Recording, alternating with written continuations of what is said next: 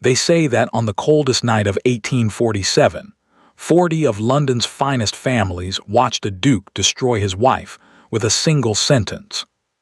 They say the Duchess did not cry, she did not scream, she did not beg.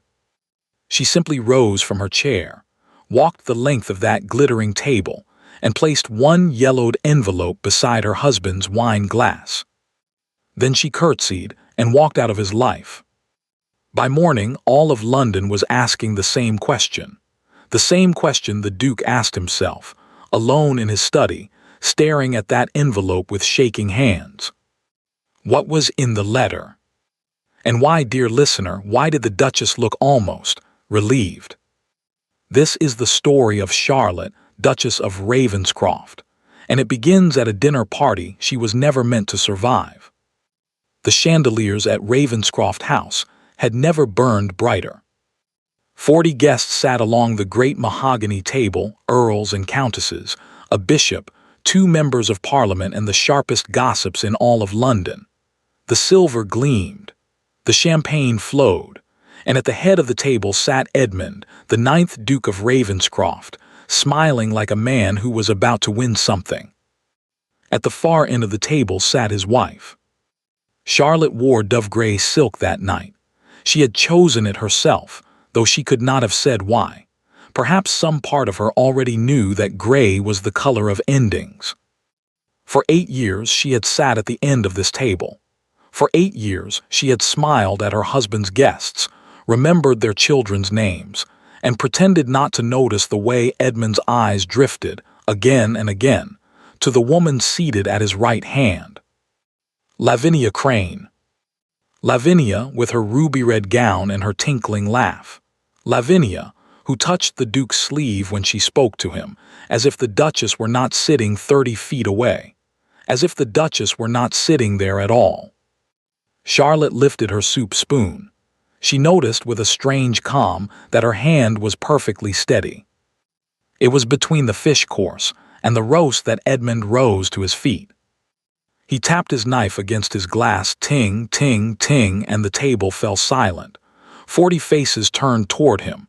He was a handsome man still, tall and golden-haired, and he knew it. He let the silence stretch, the way he always did. Edmund loved an audience. "My friends," he began, his voice warm as brandy, "thank you for joining me tonight. You have been loyal companions to this house, and loyalty," he smiled, "deserves honesty." Charlotte set down her spoon. Later, she would remember that small sound, silver against porcelain, as the last sound of her old life. "For 8 years," the Duke continued, "I have carried a private sorrow, a sorrow no man speaks of, though it hollows him out year after year. Ravenscroft has stood for 300 years. 9 dukes have carried this name. And I," he paused, letting his voice break just slightly, just enough, "I will have no son to carry it after me." A murmur rolled down the table like a wave. "Not through any fault of mine," Edmund said, and now his eyes found Charlotte's cold and deliberate. "My wife, the Duchess, is barren." The word landed like a slap. Someone gasped. The bishop's wife pressed her napkin to her lips. 40 pairs of eyes swung to the end of the table, hungry, horrified, delighted to watch the Duchess of Ravenscroft shatter. Charlotte did not shatter. She sat very still, her hands folded in her lap, and she looked at her husband the way one looks at rain through a window. "I have consulted physicians," the Duke pressed on, louder now, feeding on the scandal. "I have prayed, I have waited, but a man in my position cannot wait forever, and so, before God and before my friends, I tell you, I have petitioned to have this marriage dissolved." He reached down and took Lavinia Crane's hand. She rose beside him, one hand resting delicately on her stomach, her chin lifted in triumph. "Miss Crane," said the Duke of Ravenscroft, "is carrying my child." The table erupted. Whispers, clattering glasses, the scrape of a chair. The bishop's wife looked as though she might faint. 2 countesses leaned together, already composing the letters they would write at dawn. And through all of it, every single guest kept one eye on the Duchess. Now she will weep, they thought. Now she will scream. Now she will run from the room, and we will speak of it for 20 years. Charlotte rose from her chair. The room went quiet so quickly it was almost painful. She stood there in her dove-gray silk, small and straight, and for one long moment she looked at her husband down the length of that endless table. And then she smiled, a small, calm, curious smile, the kind of smile that made more than one guest suddenly feel cold. Charlotte reached into the folds of her gown and drew out an envelope. It was old, yellowed at the corners, worn soft, as if it had been carried close for a very long time, as if it had been waiting. She walked the length of the table, unhurried, her heels clicking softly on the marble, one step after another, past the earls and the countesses and the bishop, past Lavinia Crane, whose triumphant smile was beginning to falter. Charlotte stopped beside her husband. He towered over her. She had to look up to meet his eyes, and when she did, Edmund, who had planned this evening for weeks, who had rehearsed every word, felt something twist in his chest. She did not look destroyed. She looked sorry for him. Charlotte placed the envelope gently on his plate, between the silver fork and the untouched bread. "Your mother asked me to give you this," she said. Her voice was quiet, but in that silent room every soul heard it. "She told me to wait until the day you tried to destroy me. I confess, Edmund, I hoped this day would never come." The Duke stared down at the envelope, and the color drained from his face. Because there, pressed into the old wax seal, was his father's crest. His father, the 8th Duke of Ravenscroft, dead these 11 years. "What?" His voice cracked. He tried again. "What is this?" Charlotte stepped back and sank into a perfect, graceful curtsy, the curtsy of a duchess, the last she would ever give him. "Good night, Your Grace," she said. "I do hope you enjoy the rest of your dinner." And she turned and walked out of Ravenscroft House, past 40 frozen guests, her head high, while behind her the most powerful man in the county stood white-faced at his own table, too afraid to open a letter. But what Charlotte knew, and what the Duke was about to learn, would set in motion a war that neither of them could stop. Because some secrets do not stay buried, even when the men who kept them do. To understand what was in that letter, dear listener, we must go back 8 years, to a spring morning when Charlotte first walked through the gates of Ravenscroft House as a bride of 20. She had not married for love. Women like Charlotte rarely did. Her father was a wealthy merchant, warehouses, ships, a fortune built on tea and honest work. But money in those days could not buy the one thing her father wanted for his only daughter, a name, and the Ravenscrofts had a name 300 years old. What they did not have was money. Oh, it was a well-kept secret. The old Duke had died 11 years before, and his son Edmund had spent what remained of the family fortune on horses, cards, and tailors. By the time Edmund met Charlotte, Ravenscroft House was mortgaged to its chimneys. The roof leaked. The servants had not been paid in months. So a bargain was struck, the way such bargains always were, her fortune for his title. Her father wept with pride at the wedding. Charlotte had been foolish enough back then to hope for more.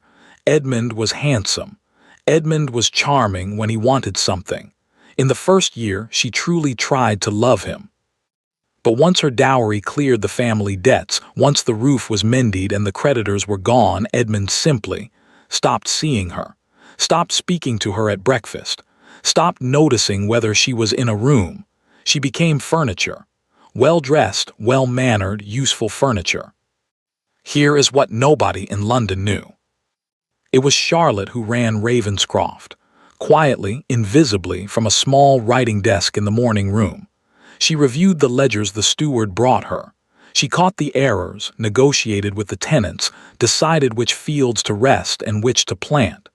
The estate had begun, for the first time in decades, to turn a profit. Edmund never asked how.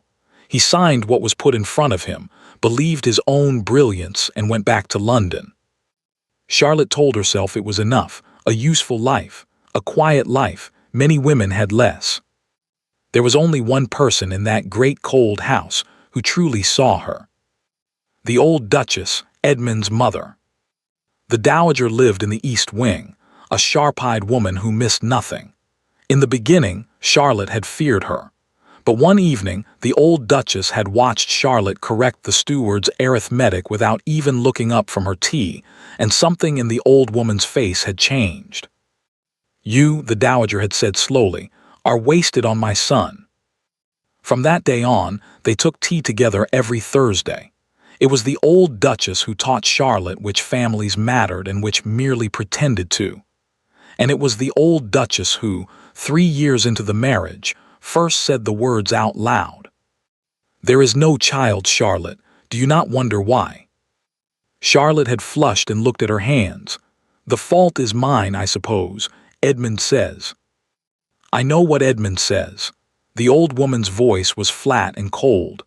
"My son has been saying it to half of London. What a burden he carries. What a barren wife he chose." She leaned forward. "Tell me, child, has he ever taken you to a physician, a real one?" "No," Charlotte admitted. "He says there is no need, he says. It is obvious." The Dowager was silent for a long time. Then she said something Charlotte would not understand for 5 more years. "When the time comes, you will learn that the truth of this house is written down and kept safe. My husband was a careless father, God rest him, but he was a very careful man." Then came the 4th winter, and with it Lavinia Crane. She arrived as the widowed cousin of a neighbor, young, penniless, and beautiful in a way that made men stupid. Within a month she was a fixture at Edmund's dinner parties. Within 6, the servants had stopped meeting Charlotte's eyes. Charlotte knew, of course she knew, wives always know. And then in the 8th year, 2 things happened almost at once. First, whispers reached the house that Miss Crane was expecting a child, and that the Duke had begun meeting with his lawyer, Mr. Grimsby, behind closed doors. Second, the old Duchess began to die. It was her heart. The doctors gave her weeks. Charlotte sat with her every day, reading aloud, holding her thin, cold hand, while Edmund visited exactly twice, both times to ask about her will. On her last night, the old Duchess sent everyone away, everyone but Charlotte. "Close the door," she whispered, "and open the bottom drawer of my writing desk. There is a false back behind it." Charlotte's fingers found it in the dark, an envelope, yellowed with age, sealed with wax. Pressed into the seal was the crest of the 8th Duke of Ravenscroft, her husband's dead father. "My husband wrote what is in there, and I have guarded it for 11 years, the old woman said. "I prayed I would never need it. I prayed my son would grow into a better man." She smiled terribly. God, it seems, was otherwise engaged. "What is it?" Charlotte whispered. "It is the truth." The Dowager's grip tightened with the last of her strength. "Listen to me, girl. Do not open it out of curiosity. Do not open it in anger. Keep it on your person always. Trust no drawer and no servant. And the day my son tries to destroy you, and he will, Charlotte, it is coming. I have seen it in him. On that day you give it to him. In front of witnesses, if you can." "Why in front of witnesses?" The old woman's eyes glittered in the candlelight. "Because my son is only afraid of one thing in this world, an audience." She died 2 days later. Edmund wore black for a month and spent the funeral discussing horses with Lord Ashworth. And Charlotte carried the letter. Through that whole long winter, sewn into the lining of her gowns, she carried it to dinners, to church, to bed, waiting, hoping the old woman was wrong. Until the night 40 guests came to dinner, and her husband rose and tapped his knife against his glass, ting, ting, ting. Now, dear listener, you know how the letter came to be on that plate. But you do not yet know what was written inside it. Edmund was about to find out, alone at midnight in his dead father's study. And what he read there would not break his heart. It would do something far more dangerous. The last carriage rolled away from Ravenscroft House a little after midnight. The dinner had collapsed, of course. After the Duchess walked out, the guests had picked at their food in dreadful silence, made their excuses, and fled hungry not for roast beef, but for their writing desks. By morning, the story would be in 40 drawing rooms. By Sunday, in 400. Edmund sat alone in his father's study, and the envelope sat on the desk in front of him. He had carried it there himself, pinched between two fingers like something dead. Lavinia had wanted to see it. He had shut the door in her face.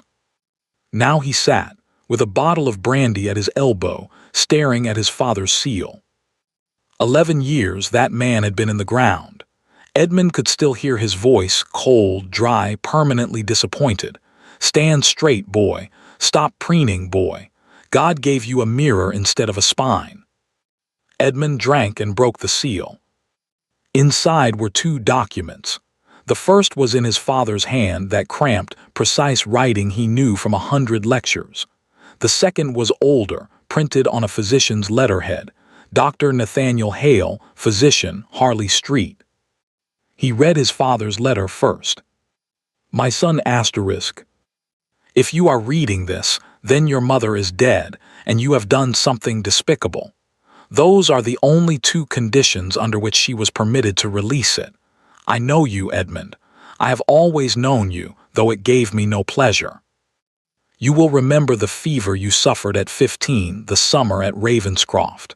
You nearly died. You will remember that afterward, Dr. Hale examined you at my request several times over 2 years. You complained bitterly about it. You were never told why. I will tell you now plainly, as the physician told me. The fever left its mark on you, Edmund. You will never father a child, not with a wife, not with anyone.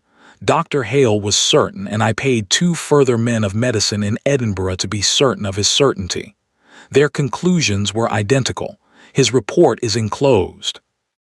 I did not tell you because I knew what you would do with such knowledge. You would drown it in self-pity and brandy and blame the world. Instead, I made arrangements. The title will pass to your cousin's line, as it must. This cannot be helped, and it is no sin of yours. A man cannot be blamed for a fever. But hear me, Edmund, from whatever place God has seen fit to put me. A man can be blamed for what he does with the truth. If there is ever a child presented as yours, you will know it is a lie. And if you ever stand before the world and lay the blame for an empty nursery upon your wife, upon any woman knowing what you now know, then you are not my son, and Ravenscroft was built by better men than you. Do the decent thing for once. Your father. Edmund read it twice. Then he unfolded the physician's report, and there it was, in dry medical Latin and plain English both. Dated, signed, witnessed. No issue possible, condition permanent. He sat very still for a long time. And here, dear listener, is where a better man's story would have turned. A better man would have wept. A better man would have thought of the woman he had just destroyed in front of 40 witnesses, the wife he had called Barren, whose only fault was marrying him. A better man would have thought of Lavinia's hand resting on her stomach and asked himself the obvious, terrible question, if not mine, then whose? Edmund thought of none of these things. Edmund thought, who else knows? That was the whole of it, not guilt, not grief, only the cold arithmetic of a cornered animal. Because if this letter was true, and he knew in his bones that it was, he remembered the fever, he remembered old Hale's grave face and the endless examinations, then everything he had said at dinner was a lie. The annulment was built on a lie. Lavinia's child was. His mind slammed that door shut and locked it. If this got out, he would not merely be embarrassed. He would be asterisk finished. A man who publicly branded his innocent wife Barren to cover his own defect, while parading another man's bastard as his heir.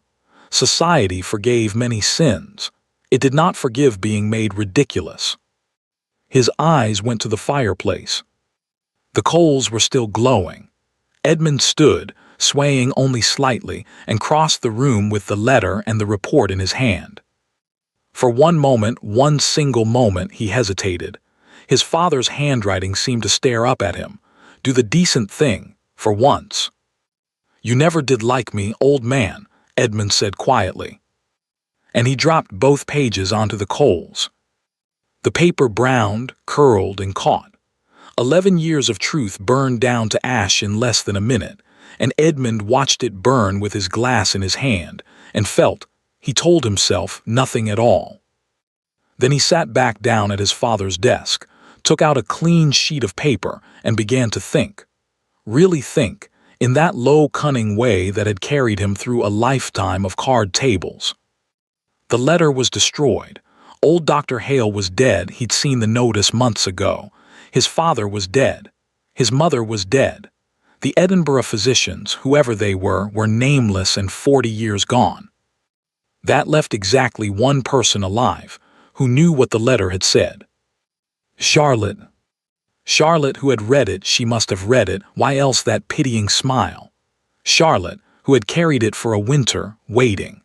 Charlotte, who could stand up in a courtroom, or worse, in a drawing room, and tell the world what the 8th Duke had written about his son.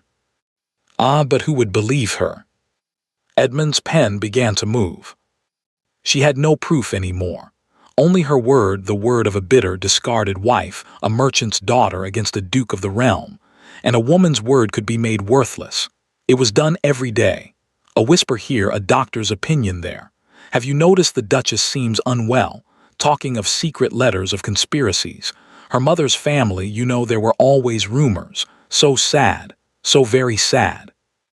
By the time he was finished with her, Charlotte could stand on the steps of St. Paul's and shout the truth to all of London, and they would only shake their heads and pity the poor mad creature.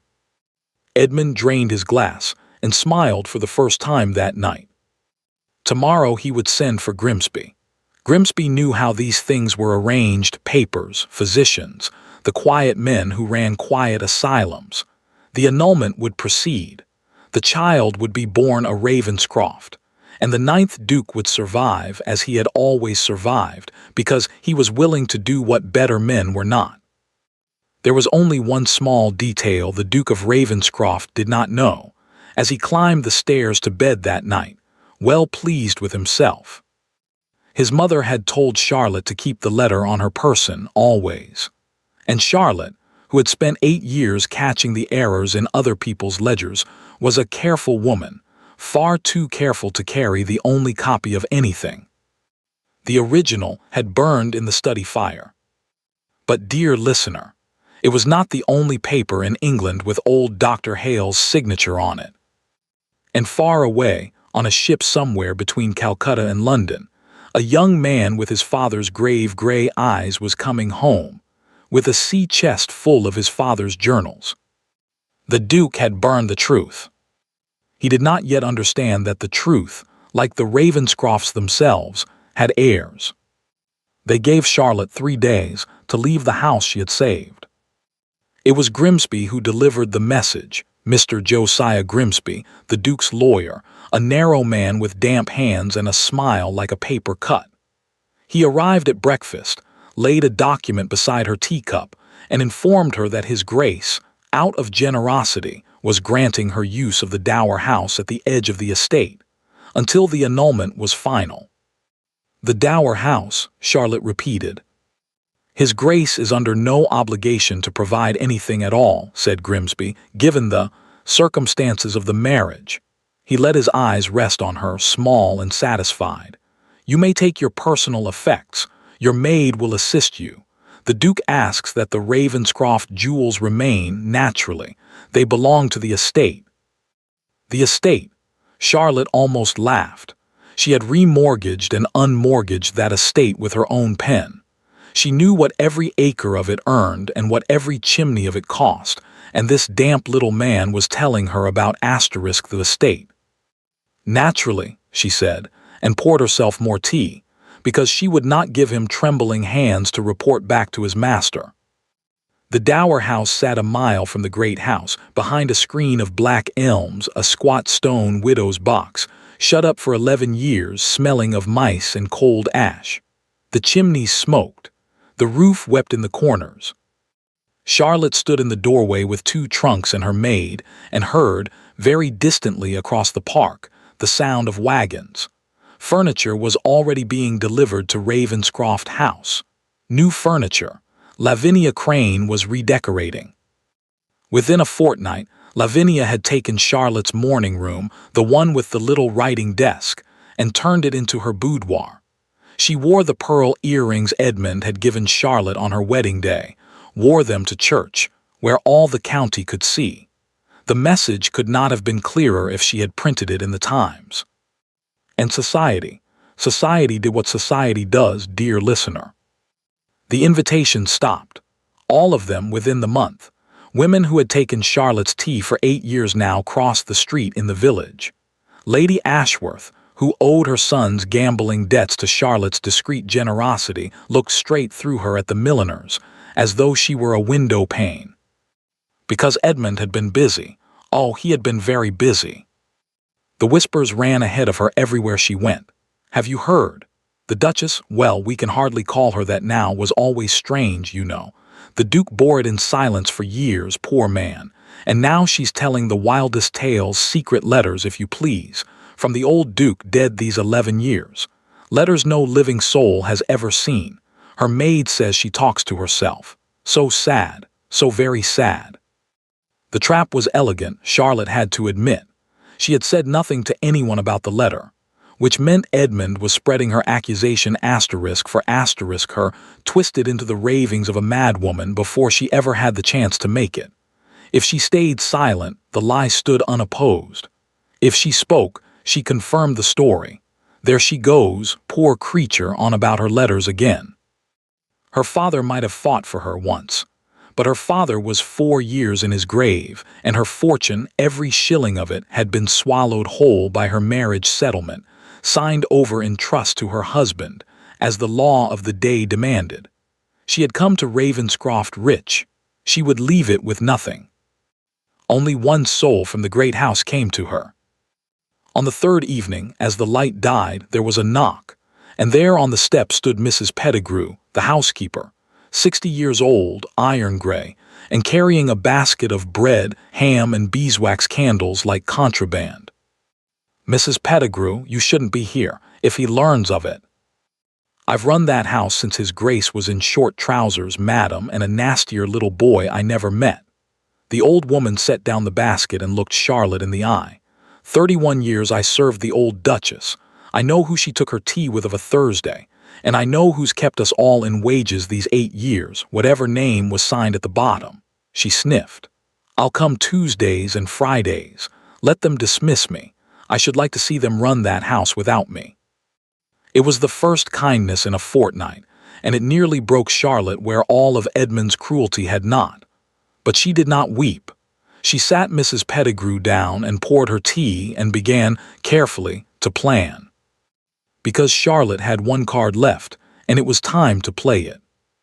The night before that terrible dinner, guided by an instinct she could not name, or perhaps by the old Duchess's voice in her memory, asterisk trust no drawer and no servant, Charlotte had sat up till dawn and copied the letter.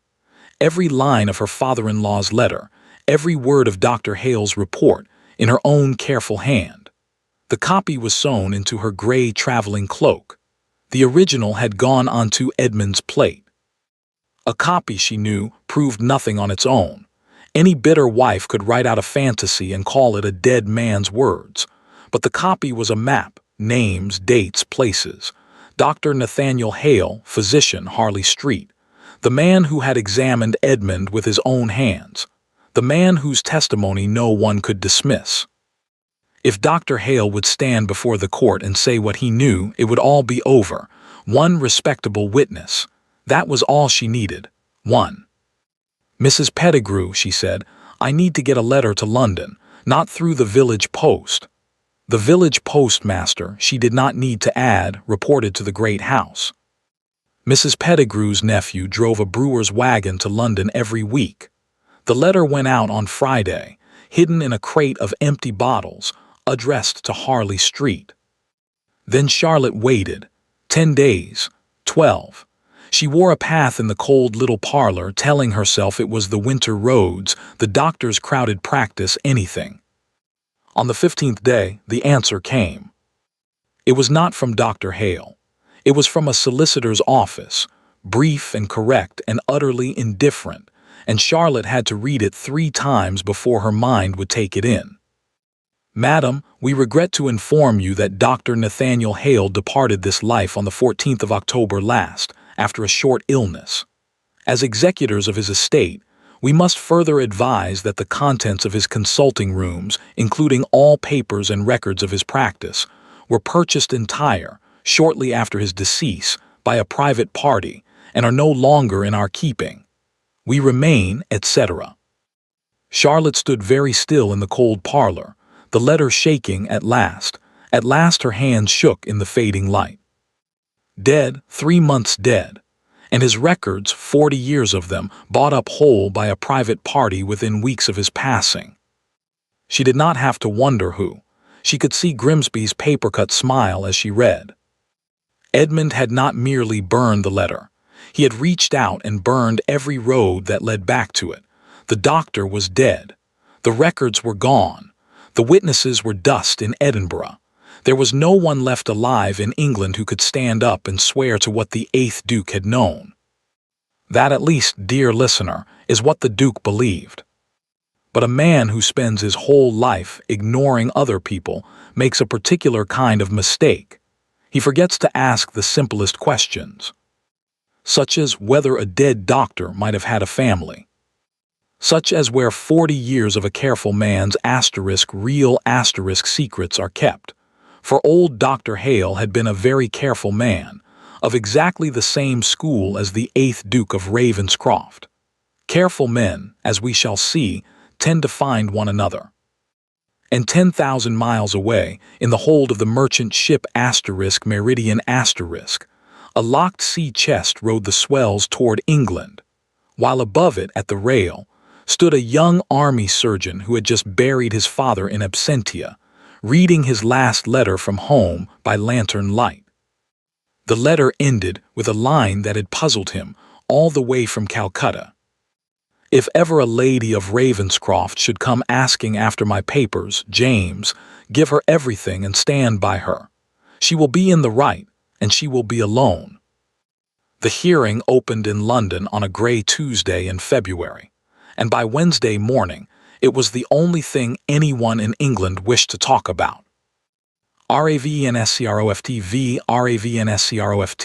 the newspapers called it, in letters usually reserved for wars. The public gallery filled 2 hours before the doors opened. Ladies of quality sent their footmen to hold seats. It was, one paper wrote gleefully, the finest entertainment London has enjoyed since the coronation. The entertainment, of course, was Charlotte. She came to court each day in the same grey traveling cloak, the one, though no soul in that room knew it, with a copied letter sewn into its lining, and sat alone at a scarred oak table with Mr. Beauchamp, the one solicitor in London willing to take her case. Beauchamp was 70, half-deaf and honest, which is why he was also poor. Every other lawyer she had written to had discovered, with great regret, a conflict of interest. It had not taken Charlotte long to understand what that meant. Edmund had gotten to them first. Across the aisle sat the Duke of Ravenscroft, golden and grave, wearing his best expression of wounded nobility, and beside him Grimsby. Grimsby ran the case the way a butcher runs a knife. He did not shout. That was the horror of it. He asked his little questions in his damp, patient voice, and each one left a mark that would not close. "Your Grace," he began, bowing to her title with exquisite mockery, "in 8 years of marriage you gave His Grace no child. Do you dispute this?" "I do not dispute that there was no child," Charlotte said. "I dispute the reason." "Ah, yes, the reason."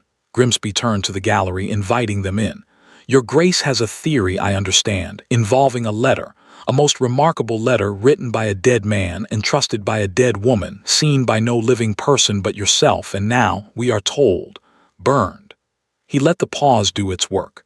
"Tell me, madam, is there anything in your account that a single living witness can confirm?" The letter existed. 40 of your master's guests watched me place it in his hands. 40 guests watched you place asterisk and envelope on a plate, said Grimsby pleasantly. For all any of them could swear, it contained a recipe for plum cake. Laughter in the gallery. The judge tapped for order without much conviction. So it went hour after hour, day after day. Grimsby produced the physician who had attended Charlotte, a Dr. Mordecai Vane, sleek as an otter, whom Charlotte had met exactly once, when Edmund had summoned him to the house years ago to treat her winter cough. Dr. Vane now testified at length and in Latin to her Grace's nervous constitution, her melancholic tendencies, her flights of feminine imagination. Then Grimsby did something worse. He called her own former maid, the girl who had dressed her hair for 6 years, who stood in the box, twisting her gloves, not meeting Charlotte's eyes, and recited in a flat, memorized voice that her mistress talked to herself of an evening, and wrote strange letters at night, and spoke often of secret papers. They gave her money, asterisk Charlotte thought, watching the girl's miserable face, or they threatened her family. Oh, child, I would have forgiven you either one if you had only asked. But the worst came on the 4th day.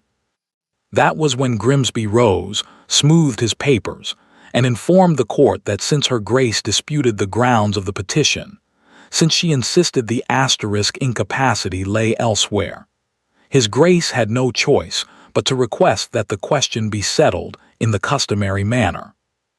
A medical examination of the Duchess by a panel of court-appointed physicians, Dr. Vane among them, to determine and to publish the intimate condition of her body before all of England. The gallery leaned forward as one animal. Charlotte sat very still. She had known this might come. Beauchamp had warned her, mumbling and ashamed. It was the oldest move on the board. The examination itself was designed to be an obliteration, a lady stripped of every dignity before strangers, her body discussed in open court like a mare at auction.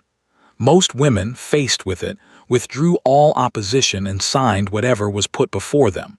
That was, of course, its purpose. Your Grace need only withdraw her objections, said Grimsby gently to her, though he faced the judge, and spare herself this unpleasantness. His Grace has authorized me to say that a generous settlement remains open. £300 per annum and a cottage in Scotland. He bears her no ill will. He wishes only to be free. £300. Her dowry had been 90,000. Charlotte rose. The room went quiet. She looked not at Grimsby but past him at Edmund, who had the grace for 1/2 second to look away. I refused a smaller insult at my own dinner table, sir, she said. I see no reason to accept a larger one in a court of law. Let your physicians come. That evening the newspapers could hardly set the type fast enough. Some called her shameless. 1 or 2, for the first time, called her brave. And in the great houses of London, over 40 dinner tables, a strange small crack appeared in the wall of certainty. She did not withdraw. The ladies murmured to each other while the gentlemen talked politics. A guilty woman would have taken the cottage. Why did she not take the cottage? The court adjourned for a week to appoint the panel. Charlotte returned to the Dower House to wait, with the taste of iron in her mouth, and for the first time the very beginning of an idea that she might actually lose, not the case only, but everything, her name, her liberty, perhaps even her freedom. For Dr. Vane's testimony had been laying bricks, neat professional bricks, on the road to a quiet private asylum. And then, dear listener, on the 3rd night of that terrible week, God, or the old Duchess, sent Charlotte a gift, though it did not look like one. It looked like a toothache. It was past 1 in the morning, and Charlotte, sleepless, had gone down to the cold kitchen for oil of cloves.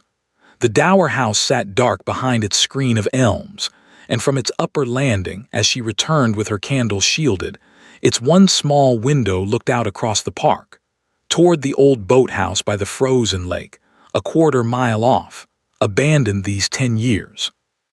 There was a light in the boathouse window. Charlotte stopped, blew out her candle, and watched. A carriage stood in the trees by the lake path, A plain, dark carriage, no arms on the door, the sort of careful man hires when he does not wish to be known.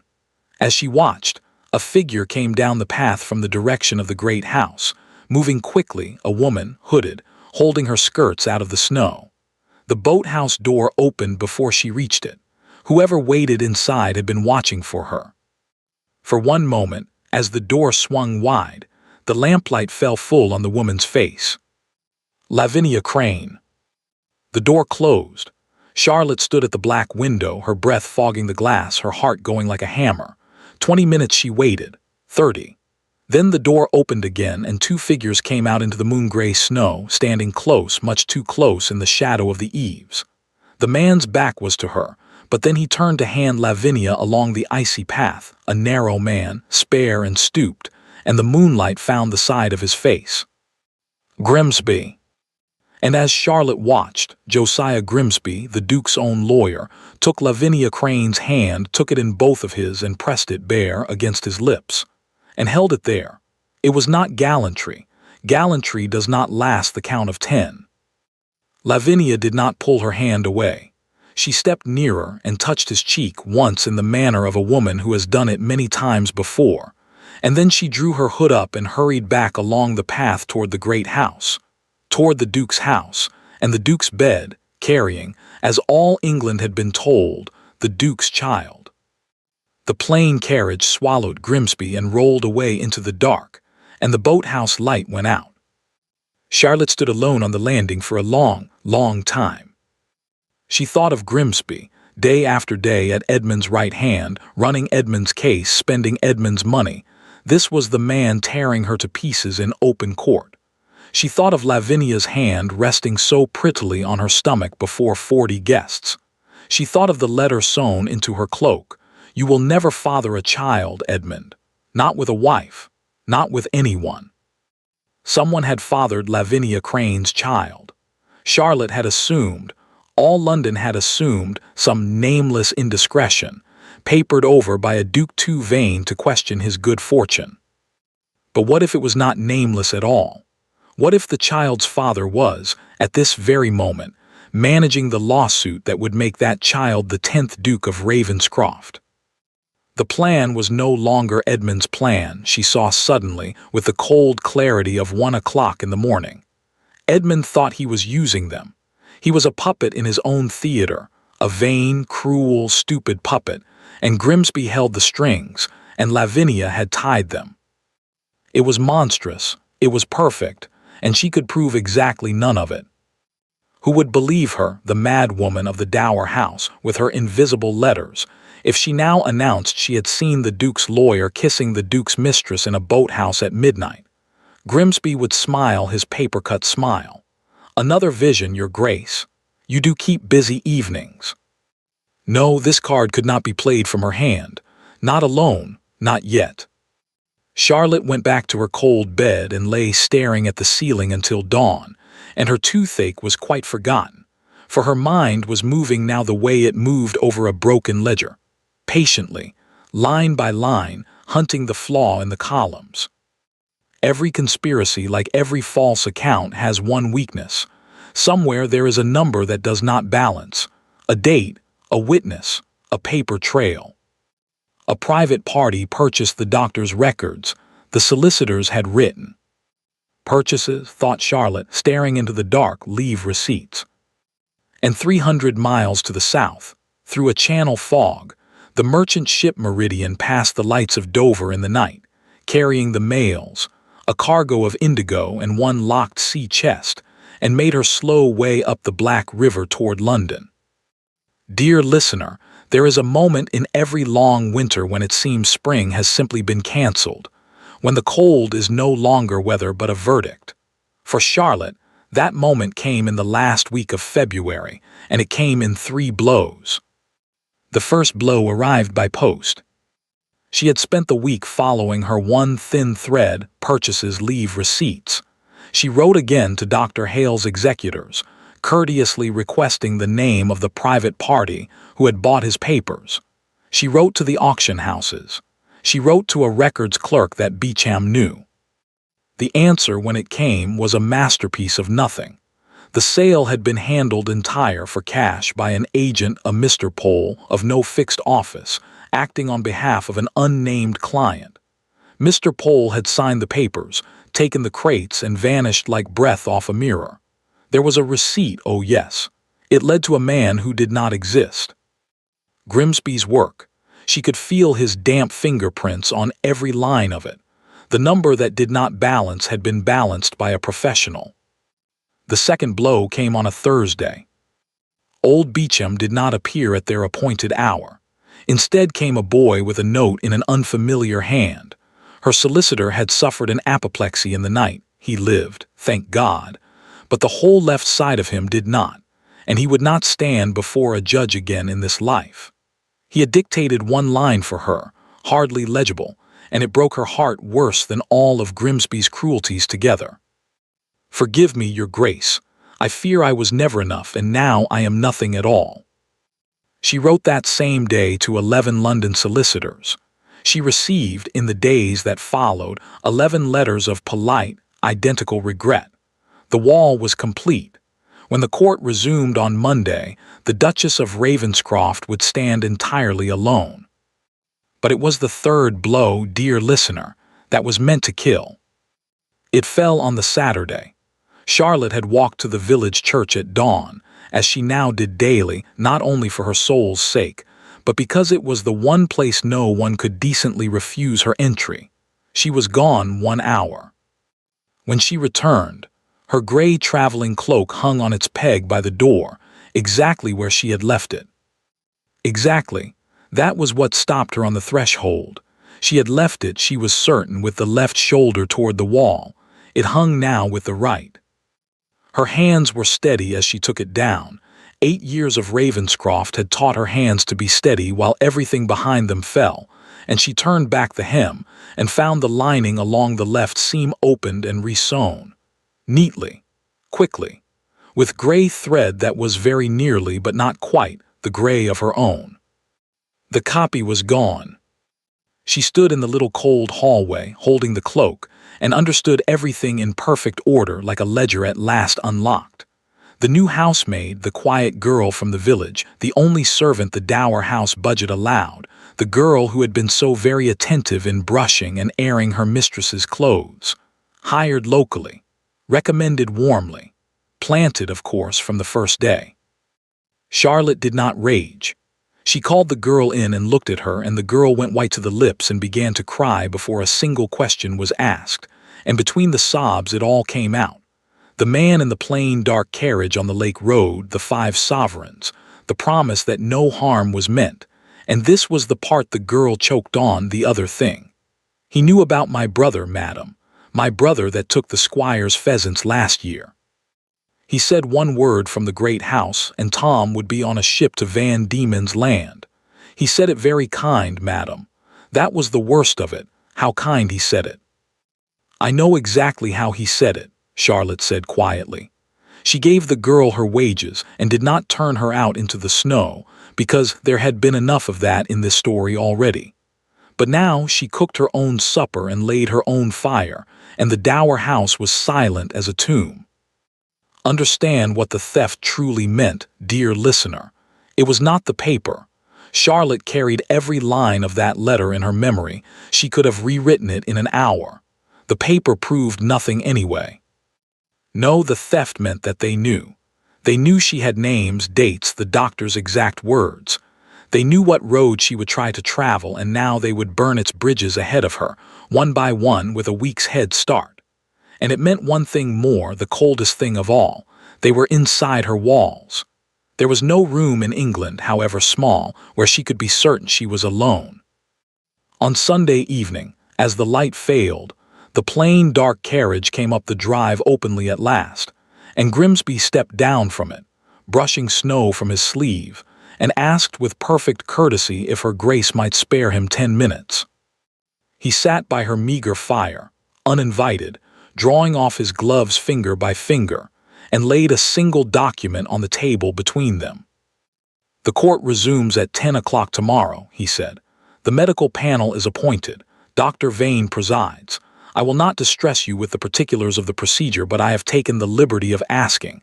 There will be 7 gentlemen present, and the findings will be read into the public record and printed, I should imagine, in every newspaper in the kingdom by Wednesday." He aligned the document precisely with the table's edge. Or, "Your Grace may sign this tonight. Consent to the annulment. Contest nothing. 300 per annum, the cottage at Inverness, and a swift, quiet end. His Grace is even prepared to state publicly that you were a dutiful wife. You would leave with your reputation intact. A pause fine as a razor, such as it is. And if I sign nothing and survive your panel, and stand up in that court alone and tell them what was in the letter, and you will be describing, without witnesses or papers, a document that no living person but yourself has ever claimed to see," said Grimsby, "in contradiction of your own physician's sworn testimony as to your nervous condition, and the court will draw its conclusions, and afterward, I fear, kinder men than I will begin to discuss where a lady in so distressed a state of mind may best be cared for." He rose and took up his gloves. "Dr. Vane has a particular establishment in mind. Near Bath, very restful, I'm told. The Duke would spare no expense." At the door he paused, and for one moment the lawyer's varnish thinned, and something older and hungrier looked out from underneath. "You saw nothing at the boathouse, madam," he said softly. "Whatever you believe you saw nothing. Sign the paper. Take Scotland. Winters there are long, but they end. There are places where they do not." Then he was gone, and the carriage wheels creaked away over the snow, and the house was silent. Charlotte sat by the dying fire for a long time. Understand her, dear listener, before you judge her for what she did next. She was 30 years old. Her parents were dead. Her fortune was legally her husband's. Her lawyer lay half paralyzed in Camden Town. Her one piece of paper was ash or worse. Her single ally was a 60-year-old housekeeper who risked her livelihood with every basket of bread. Against her stood a duke, a fortune that had once been hers, a bought physician with an asylum's papers half completed, and a lawyer who had just threatened her with living burial while putting on his gloves. And tomorrow at 10 o'clock, 7 strange men were going to be permitted to lay hands on her, and all England would read about it over breakfast. The old Duchess had promised her the truth would be enough, but the old Duchess had never stood where Charlotte stood tonight, and the truth, unwitnessed, weighs exactly nothing. It does not stop carriages. It does not open asylum doors from the inside. Charlotte drew the candle nearer. She read the document through twice in Grimsby's beautiful, merciless clerk hand. Freely consents, contests nothing. £300 per annum, residence at Inverness. Somewhere across the Black Park, the great house blazed with light. Lavinia was giving a supper party. Charlotte took up the pen. Her hands, her famous, steady hands, did not shake at all, and somehow that was the most terrible thing of all, that a woman's whole life could end so quietly, in a cold parlor, in perfect penmanship. She dipped the pen. And at that moment, dear listener, at that exact moment, there came a knocking at the door of the Dower house. Not Grimsby's civil tap, not Mrs. Pettigrew's homely rattle. A stranger's knock, young, hard, urgent, a fist used to being answered, and a voice through the wind that Charlotte had never heard in her life, calling a name she had never told a living soul in that county. Your Grace, my name is Hale, James Hale. I believe you wrote a letter to my father." For the space of 3 heartbeats, Charlotte did not move. The pen hung over the paper. The wind worried the shutters, and through the door came the voice again, rough with cold and travel. "Your Grace, please. My name is James Hale. Dr. Nathaniel Hale was my father. I've ridden from London since noon. I beg you, open the door." It is a trick, said the part of her mind that had survived Grimsby. He has heard the name Hale from the stolen copy. He has sent some hireling to play the son, to see what more you know, or to lure you out into the dark. That is how it would be done. That is exactly how it would be done. Charlotte set down the pen. She went to the door, but she did not open it. "If you are Dr. Hale's son," she said through the oak, "then you will know what your father wrote at the end of his last letter to you, the letter that reached you at sea." Silence. The wind. Then the voice came back, slower and changed, as if the man on the other side of the door had just understood exactly what kind of house he was standing in front of, and what had been done to the woman inside it. He wrote, "If ever a lady of Ravenscroft should come asking after my papers, James, give her everything and stand by her. She will be in the right, and she will be alone." A pause. "I did not understand it, madam. I have carried that letter 10,000 miles, and I did not understand one word of it.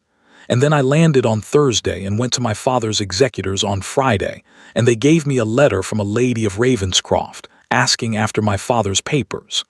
His voice dropped. "I understand it now." Charlotte opened the door. He stood bareheaded in the blowing snow, a tall young man of perhaps 18-20, burned brown by an Indian sun that had no business in an English February, in a traveling coat white to the shoulders. He had ridden hard, the horse behind him was done, and his eyes, grave, gray level, were the eyes of the report she had copied line by line at midnight. His father's eyes. "You had better come in, Dr. Hale," said Charlotte. "You find me." She glanced back at Grimsby's beautiful document lying on the table at a convenient moment. He would not sit until she sat. He refused brandy and took tea, which told her something. His hands around the cup were a surgeon's hands, scrubbed and steady, and there were new lines in his young face. Charlotte would learn, much later, that he had come home with those lines, from places on the northern frontier that he never spoke of at dinner. He set his saddlebag on the table between them, and spoke like a man who had rehearsed all the way from London, and now found the speech useless. "Madam, I'll be plain. My father died in October. I was told it was a short illness, and I have no reason to doubt it. He was 74. But by the time word reached me and I got home, his rooms were stripped. 40 years of practice, casebooks, letters, every record sold entire, weeks after his death, to a buyer nobody can name." His jaw set. "My father kept the confidences of half the great families of England, and some man bought all their secrets for cash before his son could cross the ocean. I came home angry, madam. Then I read your letter at the executors, and I made some inquiries in town about Ravenscroft, and now I am rather more than angry." "Then you know what is said of me." "I know what 40 dinner guests and 3 newspapers say." He looked at her steadily. "And I know what my father said. She will be in the right. My father was never wrong about anything in his life, madam. It was his single most irritating quality." And Charlotte, for the first time since the night of the dinner, laughed. It came out cracked and strange, half a sob, and she pressed her hand to her mouth, appalled at herself. James Hale politely examined the fire until she had finished. Then he unbuckled the saddlebag. "They stole his practice records," he said, "but my father was of the old school, madam. The consulting room papers were what he called the asterisk shop window." He drew out a thick quarto volume bound in scuffed calf, and then another, and laid them on the table like a man laying down aces. "These are his private journals. 41 volumes, 1806 to this past October. They never left our house. They came to me under his will, sealed in a sea chest with his instruments, and no auction agent ever laid eyes on them." Charlotte looked at the books and hardly dared touch them. "The summer of 1824, she said quietly. "A boy of 15, a fever at Ravenscroft. Volume 19. He had it flagged already with a strip of surgeon's plaster. He opened it and turned it toward her, and there it was, the small, upright, unhurried hand of a careful man, day by day, and Charlotte read, and her eyes filled, and she read on. It was all there. The fever, the crisis, the long fear. And then across the 2 years that followed, entry after entry, the examinations, the consultations, the reluctant conclusion, spelled out in the plain private words the doctor allowed no one else to see, told the Duke today. He took it as he takes everything, like stone. Asked me twice, was I certain? I said a man may be certain of very little in medicine, but of this I was certain. Edinburgh concurs both men independently. The boy is not to be told. His grace fears what the knowledge would make of him. I fear rather what ignorance will make of him, and said so. We were, for the first time in 30 years, at odds. And further on, in an entry dated years later, this, and here Charlotte stopped breathing. The Duke came to Harleysont today, which he has never done, failing and knows it. He asked me a strange service, to make a fair copy of the 1826 report notarized witnessed. He has drafted besides a letter to the boy in his own hand, and some instrument for his bankers that he did not show me, in case Edmund one day does the thing we both fear, hail. You know the thing I mean. I knew it.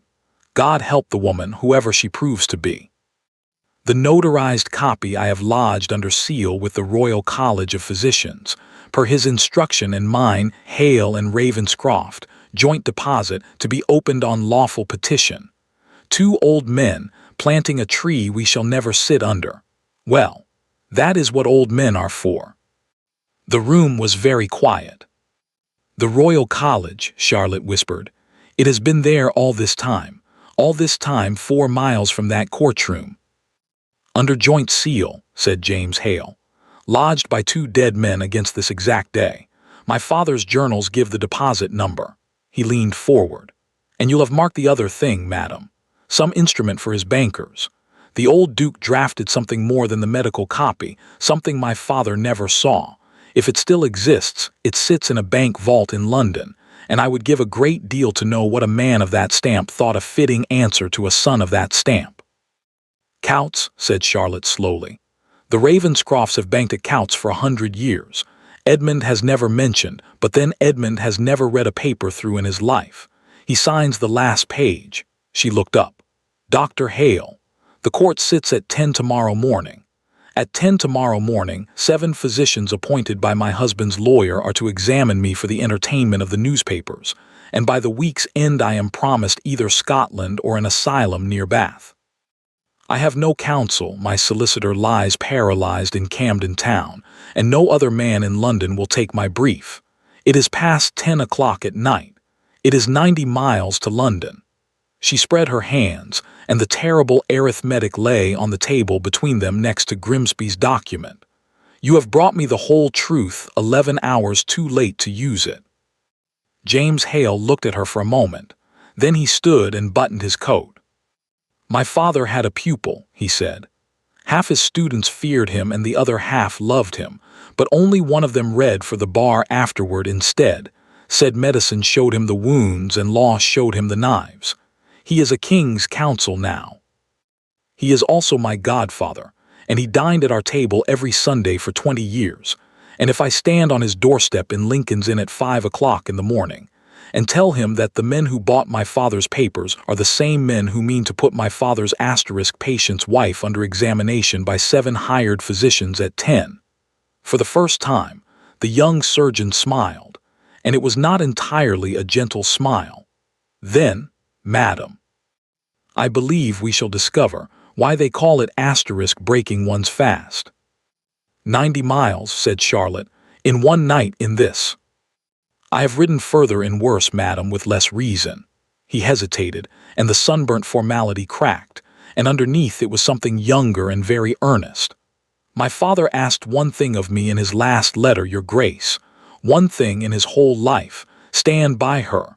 I do not intend to explain to him at some later date that I was slow about it. And so it was, dear listener, that at 11 o'clock on that bitter Sunday night, Mrs. Pettigrew's nephew's brewer's wagon creaked out of the Dower House lane with its lanterns dark, past the plain carriage that watched the main gates, by the old lake road that only the servants and the Duchess knew, carrying south toward the London turnpike. One exhausted saddle horse tied behind, one sea-chest of 41 calf-bound volumes, one young surgeon riding guard over it like the crown jewels, and one woman in a gray cloak with an unsigned surrender in her pocket, watching the black shape of Ravenscroft House slide past the elms for what she swore would not, whatever came of this, be the last time.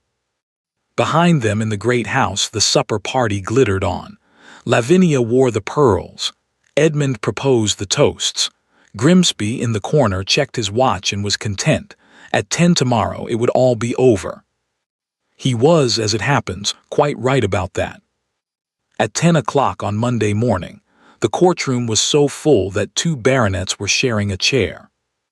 Word of the examination had raced through London over the weekend, and society had turned out as if for a hanging which, dear listener, in every way that mattered, is exactly what it expected to see. In the front row of the gallery sat Lavinia Crane, in violet silk and Charlotte's pearls, glowing like a woman 1 week from a coronation. Beside the petitioner's table stood Dr. Vane and his 6 colleagues, all in black, like crows on a fence. Edmund lounged golden and grave. Grimsby aligned his papers with the table's edge and checked his watch. At 1 minute past 10, the judge asked whether the respondent was present and whether she was represented. And a voice from the back of the courtroom said, "She is, my lord, on both counts." Now you must understand what the name Sir Henry Marchmont meant in a London courtroom in that year. Marchmont, King's Counsel, had not lost a case in 11 years. He was 60, built like a church door and famous for 2 things. He charged fees that made railway barons weep, and he chose his cases the way other men choose their wives, rarely, carefully, and forever. When Sir Henry Marchmont walked up the aisle of that courtroom with his robes billowing, and a battered sea chest carried behind him by a sunburnt young man, the sound the gallery made was the sound of 200 people changing their bets at once. Grimsby was on his feet before Marchmont reached the bar. "My lord, I must object. The respondent's counsel appears without notice on the very morning." "The respondent's previous counsel," said Marchmont pleasantly, "lies paralyzed in Camden Town, my lord, after which misfortune 11 separate chambers declined her brief within 4 days, a coincidence of caseloads which I am sure my learned friend finds as remarkable as I do. I appeared in this matter at 6 o'clock this morning. I am briefed, I am ready, and I have." He drew out his watch, an enormous gold turnip, and studied it, the whole of the day. "Proceed, Sir Henry," said the judge, who had bet on Marchmont himself once or twice. "I am obliged, my lord. My learned friend proposes this morning to put her grace before a panel of physicians to settle the question of incapacity in this marriage." Marchmont let the word hang. "I rise to save the court the expense. The respondent concedes that there is an incapacity in the marriage of Ravenscroft. She has always conceded it. Our whole case, my lord, is that the petitioner has brought his suit against the wrong party, and unlike my learned friend, I do not ask the court to take a lady's word for it. I ask the court to take the word of 2 dead gentlemen who, between them, foresaw this precise morning in this precise court, and made their depositions accordingly." He turned, slow as a gun turret, toward the Duke. "One of them, my lord, was the petitioner's own father." You could have heard a pin drop into velvet. What followed filled the newspapers for a month, but I shall give it to you, dear listener, as the gallery lived it, blow by blow. First came the journals. 41 calf-bound volumes, entered through the sworn testimony of Dr. James Hale, who stood in the box with his father's steadiness and answered Grimsby's every sneer about a dead man's diaries, without once raising his voice. Provenance, custody, the sea chest, the will brick by brick. Marchmont built the wall, and on top of it he laid volume 19, open to the summer of 1824. Grimsby fought like a cat in a sack. Hearsay, inadmissible, unverifiable. And Marchmont, who had been waiting all morning for exactly that word, straightened his robes and said, "Unverifiable. My lord, I am grateful to my learned friend. The journal of Dr. Nathaniel Hale records that in the spring of 1835, at the request of the 8th Duke of Ravenscroft, a fair copy of his medical conclusions of 1826, notarized, witnessed, and signed by both gentlemen, was lodged under joint seal with the Royal College of Physicians, deposit number 1147, to be opened upon lawful petition. My lord, I so petition. The registrar of the college is waiting in the corridor. He has brought the box." The The judge looked at Grimsby. Grimsby, for the first time in his professional life, said nothing at all. And Edmund, watch Edmund now, dear listener, Edmund had gone the color of candle wax, because Edmund alone in that courtroom already knew what was in the box. He had read it once before by firelight, the night he burned it. He had burned the letter. He had never thought to ask whether careful men write letters once. The registrar was sworn. The seals, 2 seals, a physician's and a duke's, unbroken these 11 years, were examined by the court, photographed by no one, for there were no photographs then but sketched frantically by 3 newspaper artists. And then, in a silence like deep water, the box was opened, and the clerk of the court read old Dr. Hale's report aloud, in a high clear voice, to the assembled cream of England. I shall not give you the Latin, the English was enough. That his Grace's son, the said Edmund, in consequence of the febrile illness of 1824, is and will remain incapable of fathering issue, that this conclusion is certain, that it has been confirmed independently by Doctors Sinclair and Moray of Edinburgh, and that it is set down here, signed and witnessed, at the joint instruction of the 8th Duke of Ravenscroft and of the undersigned, against the day, which God forbid, that it should be needed. The courtroom did not erupt. That is the strange thing, the thing the newspapers all remarked on. It went quiet, a vast, rustling, dawning quiet, 200 minds all performing the same arithmetic at once, and every single one of them arriving in the same instant at the same sum. If the Duke could father no child. 200 pairs of eyes swung to the front row of the gallery, to the violet silk, to the pearls, to the hand that flew too late to cover the gentle curve that all of London had been toasting for a month. Lavinia Crane had turned the color of her own pearls. My lord, said Marchmont into that terrible quiet, I am nearly done. But the 8th Duke, being a thorough man, left one further instrument. Dr. Hale's journal records it, a sealed paper lodged with the family's bankers at Coutts, annexed to his testamentary papers, to be produced only upon a specified occasion. He paused. My lord, I have this morning served the bank.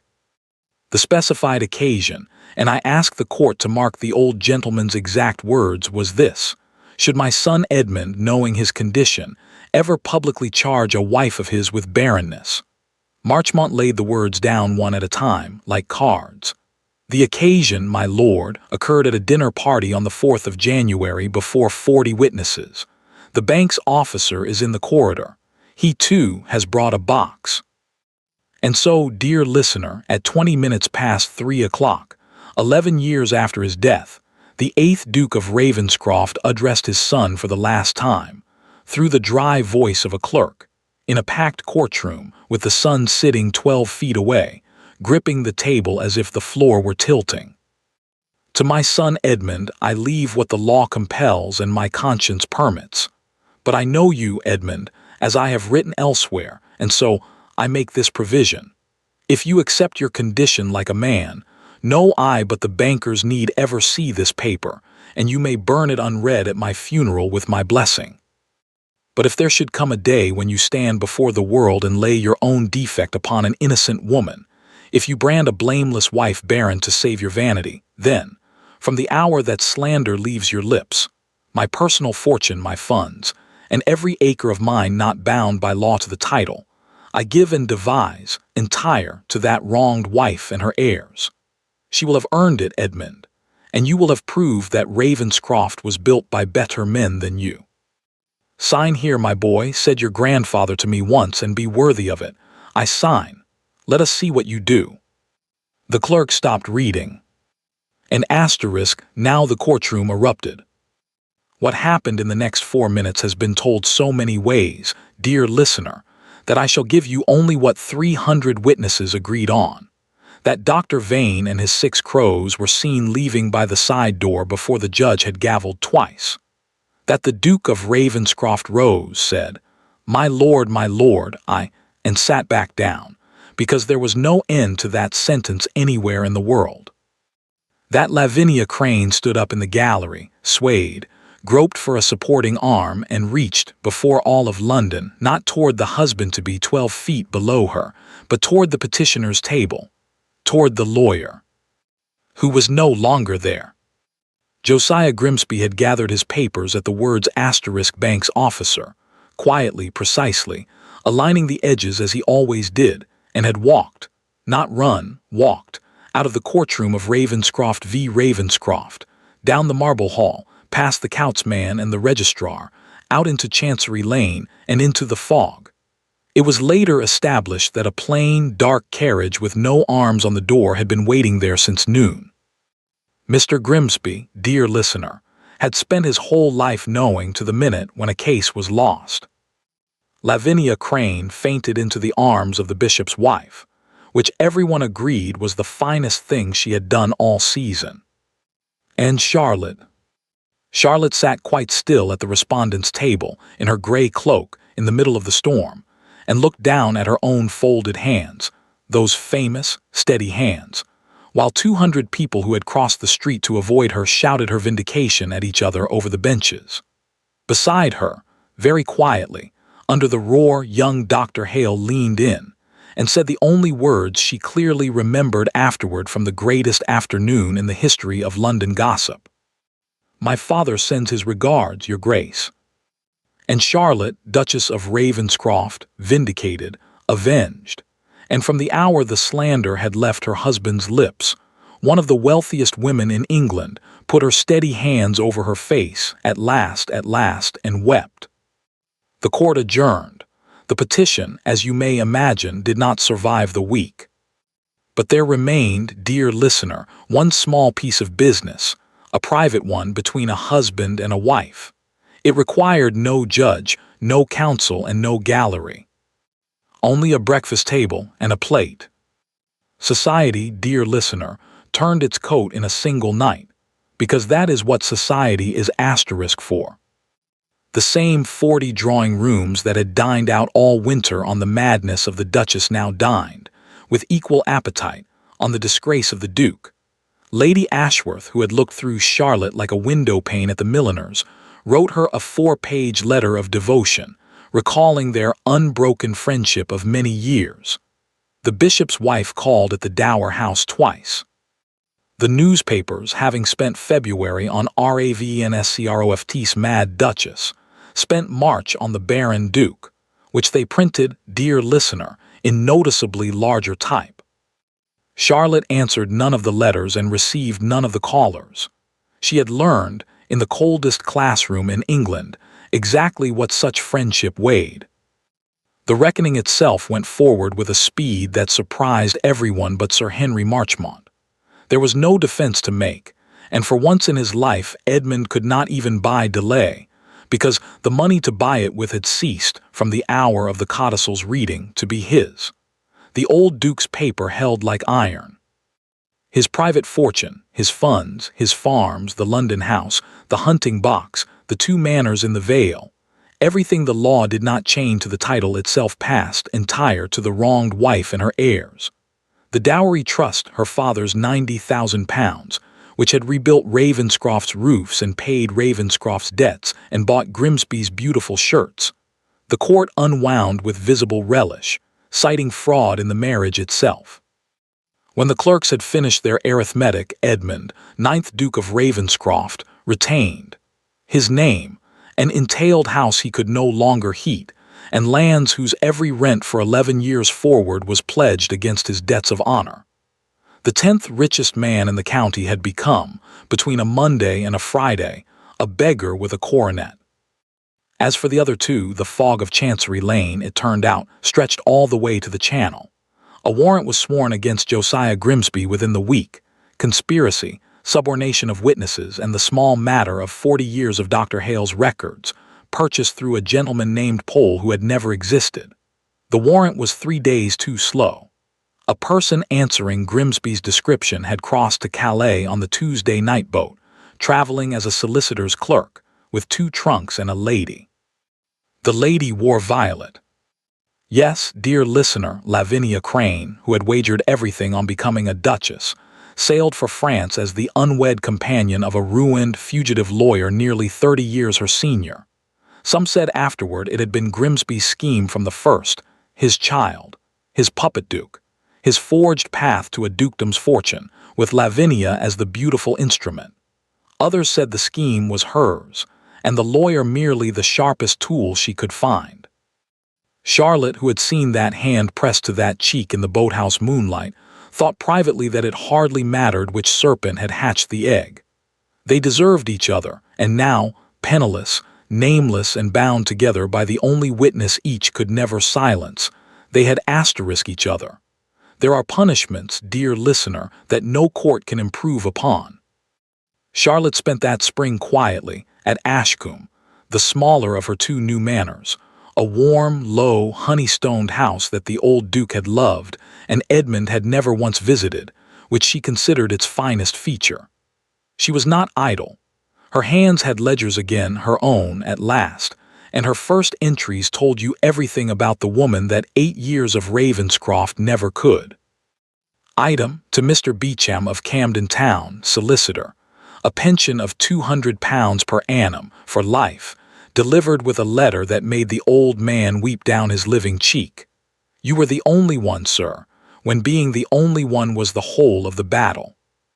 Item, to Mrs. Pettigrew, the housekeeping of Ashcombe at double wages, an offer conveyed on a Tuesday and accepted before it was finished being spoken. The great house, Mrs. Pettigrew observed, packing her box, could learn to run itself. She should like to see it try.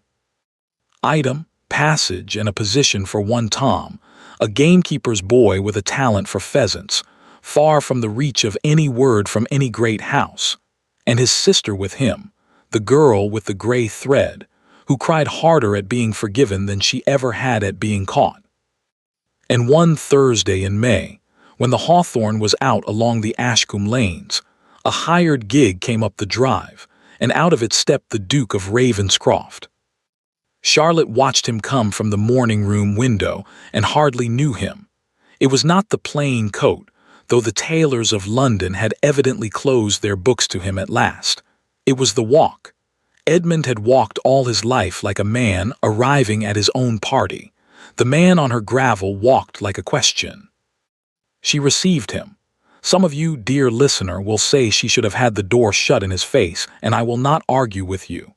But Charlotte had her reasons, and she had, besides, one piece of business left, and she had been waiting for him to bring himself to her because it was important for the business to be done properly that he come as what he now was, a petitioner. She received him, mark this, in the breakfast room. The table was laid. Silver, porcelain, the good bread, the May light on white linen. She sat him at the place laid ready at her right hand, and poured his coffee herself, and Edmund, golden Edmund, sat in that warm, bright room like a man who has wandered into a church of a religion not his own, turning his hat brim through his fingers. He had rehearsed, she could tell. It came out anyway in pieces. He had been mad, he had been deceived. Grimsby had managed everything, Lavinia had bewitched him. He saw it all now.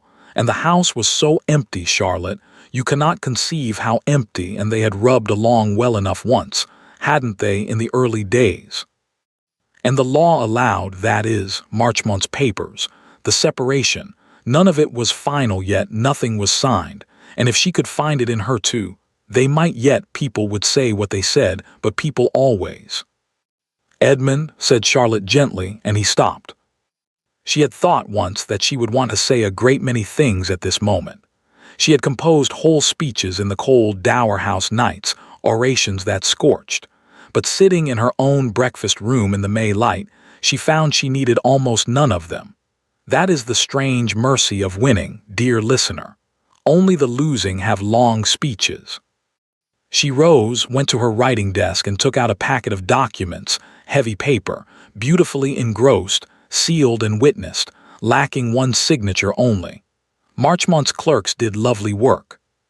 She came back to the table, and Charlotte, Duchess of Ravenscroft, placed the papers, quietly and precisely, upon her husband's plate, between the silver fork and the untouched bread.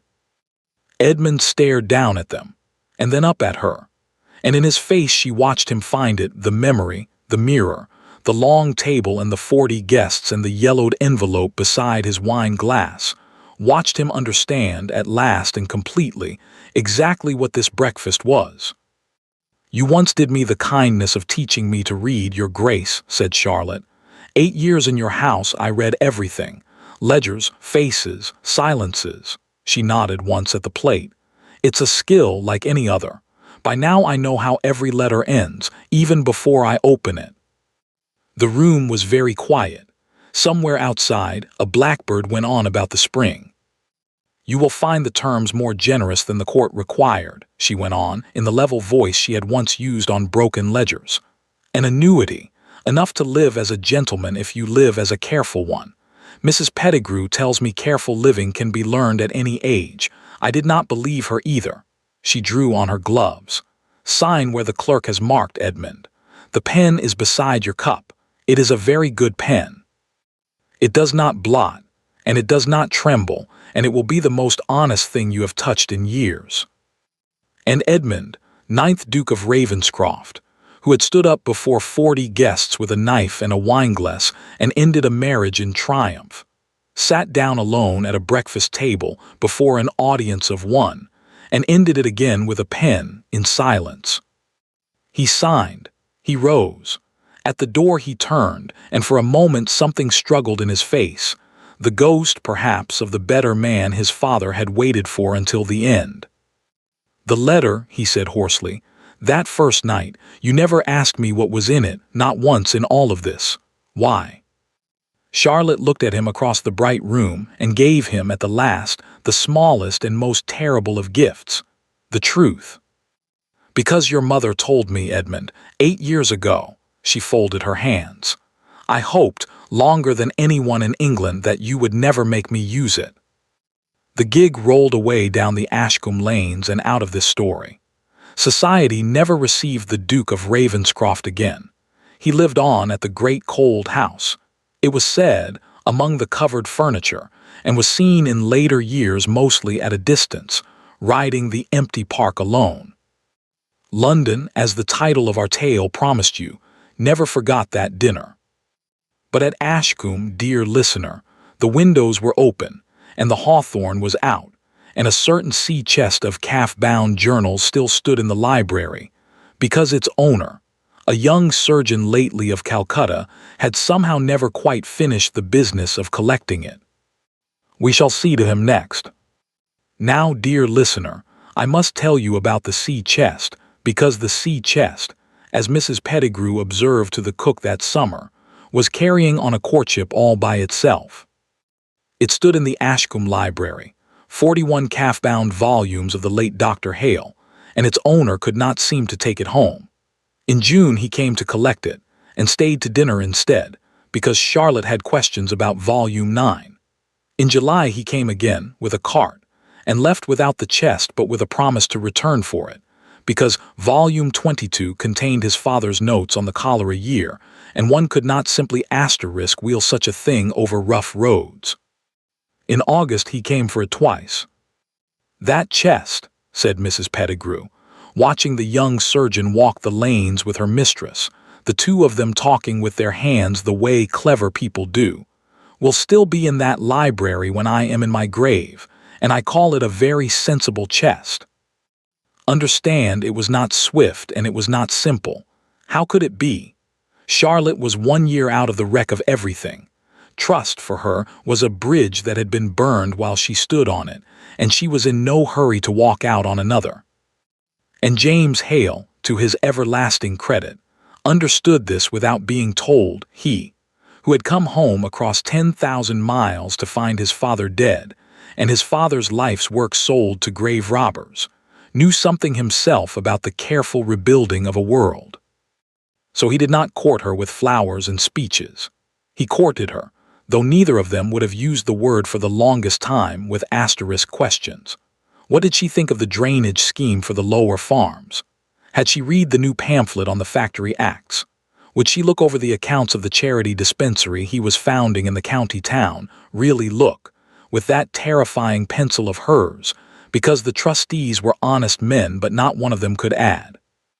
He asked her opinion, dear listener.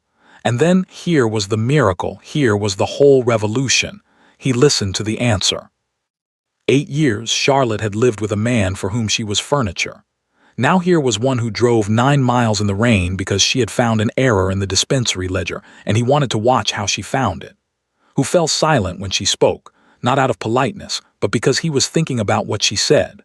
Who told her about India, the true parts, slowly, the fever camps and the frontier, the lines in his face. Because, he said simply, she of all people would not require it prettied up.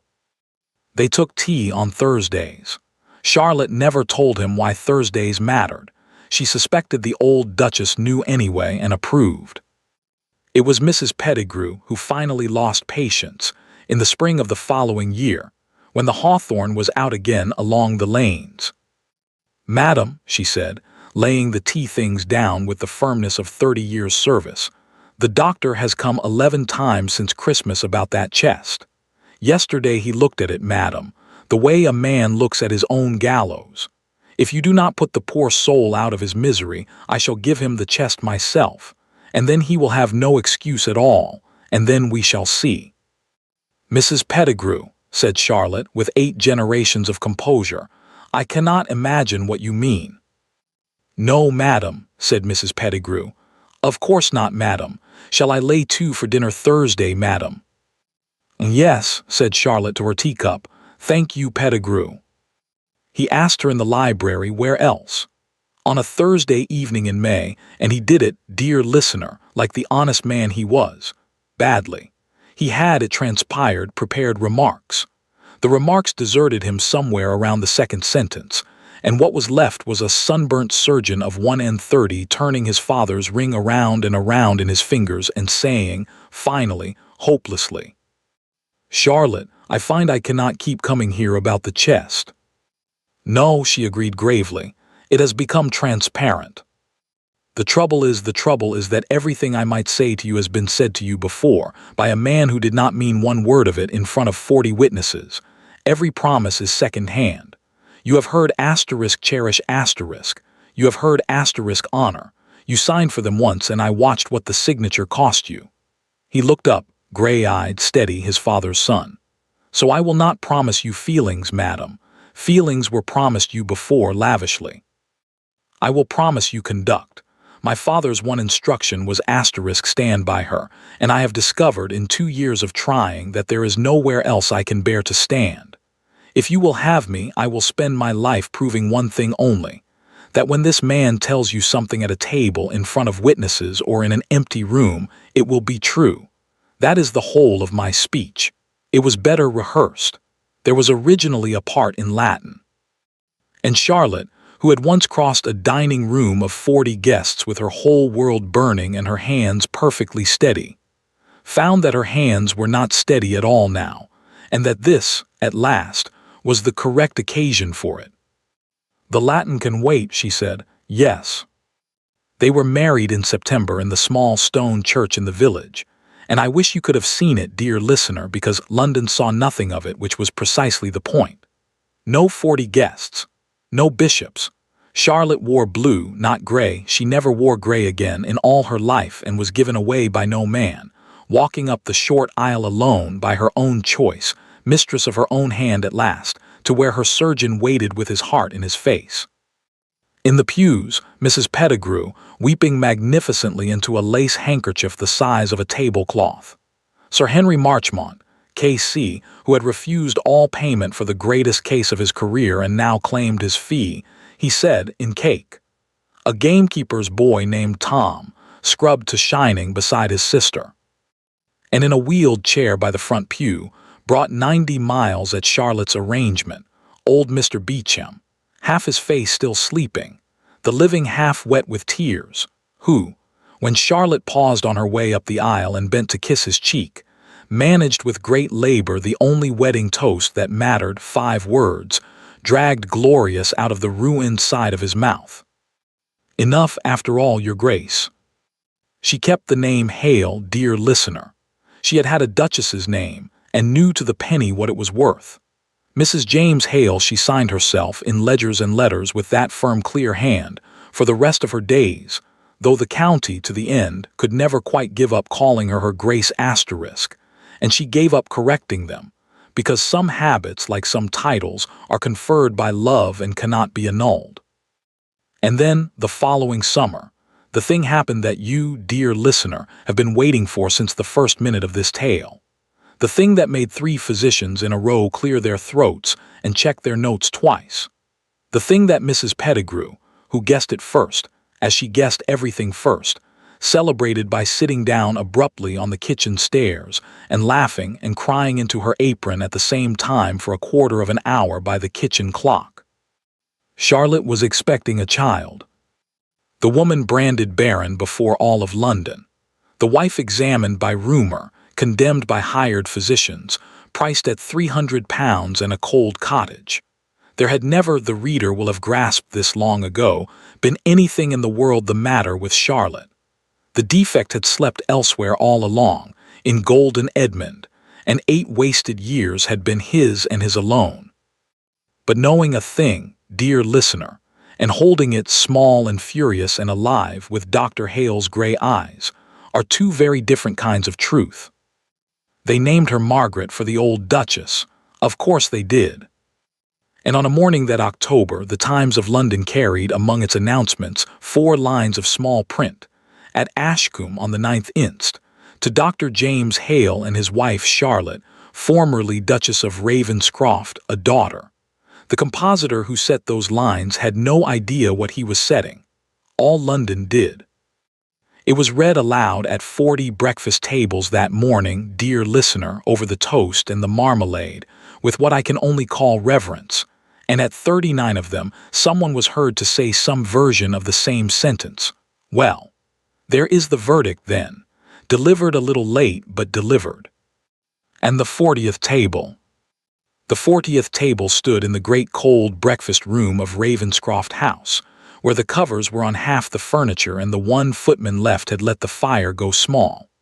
There the 9th Duke, alone at the head of a table laid for one, unfolded his paper as he did every morning, one of the last luxuries he had not surrendered, and found the announcement, as he was always going to find it, at the bottom of the page. He sat for a long time, they say, the paper open, the coffee going cold, the clock ticking in the hall. What he thought, no one knows. There was no one left in that house who cared to wonder. But the footman, clearing later, noticed 2 things and mentioned them in the village, and so they come down to us. The paper had been folded back, carefully, to the announcements. And the plate, dear listener, the plate had never been touched at all. 12 years, dear listener, let them turn like pages. It is a July afternoon at Ashcombe, and the garden is at the loud, gold, overgrown stage of summer that no head gardener can forbid and no sensible one tries to. Under the big beech there is a tea table. On the lawn there is a wicket badly defended. And the sound of the place, you would know it blindfold, is the particular sound of a house where nothing is wrong. Bees, an argument about the rules of cricket, a spaniel with opinions, and somewhere upstairs a piano being practiced at mostly. At the tea table sits a woman in blue with silver coming into her dark hair, going through a stack of correspondence with a pencil, because some habits are constitutional, while her husband, grayer too now, and the most consulted physician in 3 counties, pretends to read a medical journal and actually watches, over the top of it, his wife and his children and his 1 green miraculous acre of the world, with the quiet astonishment of a man who has never once gotten used to it. 3 children, Margaret 12, all elbows and questions with her grandfather's gray eyes. Nathaniel 9, named for a man he never met, currently disputing a leg before wicket with the spaniel. And small Anne 6, asleep in the shade with jam on her chin, named for an old duchess whose portrait rescued, at Charlotte's particular instruction, from a covered corridor of a cold house, hangs at the turn of the Ashcombe stairs, where she can keep an eye on things. Mrs. Pettigrew, 71 and refusing all discussion of the subject, still commands the household. She has buried 1 queen's jubilee and 2 junior housemaids' engagements, and intends, she says, to train Miss Margaret's housekeeper personally before she considers any nonsense about rest. It was Margaret, of course, who asked. It was always going to be Margaret. She had heard something in the village. Children always hear something in the village. A fragment of the old story, the great story, the one the county still told at Christmas. The dinner, the 40 guests, the lady in gray. And she came across the lawn that afternoon with her fists full of purpose, planted herself in front of the tea table, and demanded, in the way of 12-year-olds, the truth of the world entire. Mama, Mrs. Hobbs at the post office says that before you were our mama you were a duchess, and that a wicked duke stood up at a dinner in front of everybody and told a dreadful lie about you, and that you didn't cry at all and you didn't shout at all, you only gave him a letter and curtsied, and it ruined him. She paused for breath. Waller says it isn't true. Waller says ladies don't ruin dukes. Waller, said Charlotte, is behind on his history. Then it's true. Margaret's eyes were enormous. But Mama, what was in the letter? The garden went on humming. James Hale lowered his journal 1 inch, and over the top of it, across 12 years of Thursdays, his eyes met his wife's. And Charlotte set down her pencil and looked at her daughter, this fierce, safe, freckled girl who would never in her life have to learn arithmetic in the cold, and found that the true answer was very simple and had been waiting all these years, folded up small, for exactly this moment. The truth was in it, my darling, she said, written down by 2 careful old men, long before anyone needed it and kept safe until the day someone did. She tucked a strand of hair behind her daughter's ear. That is the whole secret, Margaret, so attend to it. Some letters are not written to be read at once. Some letters are written early and sealed, and carried quietly through the cold for years, if they must be, until the one right moment. And the art of it, the whole art, my love, is not the writing, she smiled. It is knowing how to wait. Margaret considered this with 12-year-old gravity. And you knew how. I was taught, said Charlotte, by the lady on the stairs. Far off to the north that same afternoon, for we must glance there once, dear listener, a last time, the way one glances at a milestone going by. The gates of Ravenscroft House stood shut, as they had stood shut for years. The 9th Duke lived on behind them still, gray now before his time, among the covered furniture and the debts. The village saw him only at a distance, a horseman alone on the empty park in the early mornings, always at a distance, growing smaller every year. The title, everyone knew, would pass at his death to his cousin's line, a plain living naval family, said to be honest exactly, dear listener, as a careful old man had arranged it, in writing, long ago. Ravenscroft would be built again by better men. Its founder had seen to that too. And London. London never forgot. Though the players scattered and the century wore on, the story outlived them all, polished by 10,000 tellings into the small, perfect, terrible shape it holds to this day. The shape you were promised, dear listener, at the very beginning.